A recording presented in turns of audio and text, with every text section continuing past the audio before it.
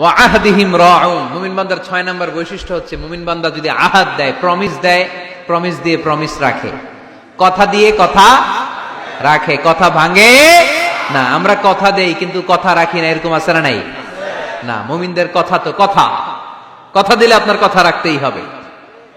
এজন্য আল্লাহ কোরআনে বললেন ওয়া আউফু বিল আহদি ইন্নাল আহদা কানা মাসউলা।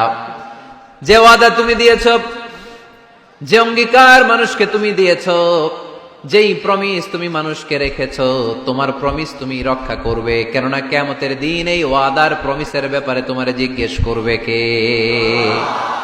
খবরদার, কাউরে কথা দিলে কথা রাখবেন। বন্ধুকে কথা দিলে কথা রাখুন, সন্তানকে কথা দিলে কথা রাখুন, স্ত্রীকে কথা দিলে কথা রাখুন। কিন্তু এই দেশে কেউ কথা রাখে না,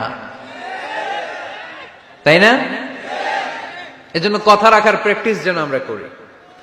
সাইয়েদনা ইসমাঈল আলাইহিস সালাম উনি কোনদিন ওয়াদা দিয়ে ওয়াদা ভঙ্গ করে। এজন্য আল্লাহ কোরআনে বললেন ওয়াজকুর ফিল ইসমাঈল ইন্নাহু কানা সাদিকাল ওয়াদি ওয়া কানা রাসূলান নাবিয়্যা। পড়েন আল্লাহু আকবার।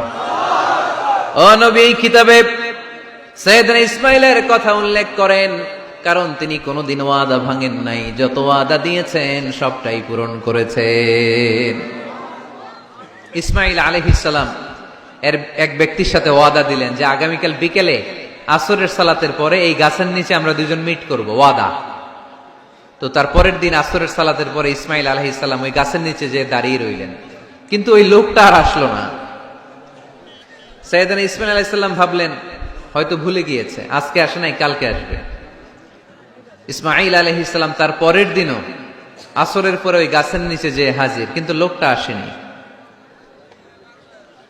ইসমাঈল আলাইহিস সালাম ভাবলেন আজও হয়তো ভুলে গিয়েছে। উনি তার পরের দিনও যে ওই লোকের জন্য দাঁড়িয়ে রইলেন, তার পরের দিনও দাঁড়িয়ে রইলেন। এইভাবে 5 দিন 10 দিন নয়, টানা 30 দিন তিনি ওই লোকটার জন্য গাছের নিচে অপেক্ষা করেছেন। আহদিহিম রাউন, ওয়াদা দিলে আমার ওয়াদা রাখতে হবে, কারণ মুমিনের কথার দাম আছে না নাই? এজন্য মুমিনের 5 নাম্বার গুণ আমানতদার হবে।